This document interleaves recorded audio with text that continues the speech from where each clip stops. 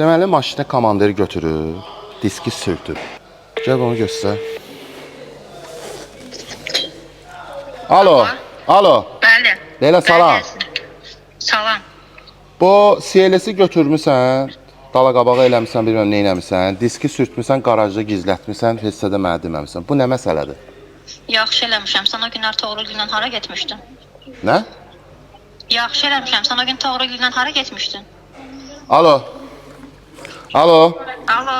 Alo. Nə oldu? Sərf eləmədi? Alo. Yaxşı eləmişəm. İndi get. Yaxşı. Get canım mən əlləş.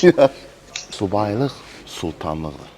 Yox, qələt elədim. İndi bu videonu da görəcəm. Ay dədə, başım vuraq, ha, sürtüb. Narahat olmayın. Bax, diskimiz bu vəziyyətdədir. Çokopay rəngində idi. Amma biz başqa rəng eləyəcəyik. Nə rəng eləyəcəyik? Düş aşağı. Bu rəngin adı Khosrow Edition'dir. Tam fərqli bir üslubla vurulur və görürsən ki, xromdur kimidir, amma xromdur deyil.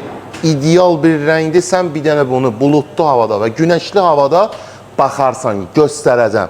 Amma yox deyirsən ki, bu çox açıq oldu. Biraz tündünü verə bilərəm sənə. Deyirsən ki, yox, Lexusun üstündə olan rəngdən istəyirəm. O da buradadır. Onu da verə bilərəm sənə. Yəni, yaş asfaltın 3 tonunu sizin üçün gətirmişəm. Amma bunu CLS-in altına vuraq, baxın. Və bu da nəticə. Diskin adını qoyduq Pro 8. Çünki bu rəng xüsusi olaraq hazırlanır. Yəni, normal rənglərdən fərqlənir, seçilir.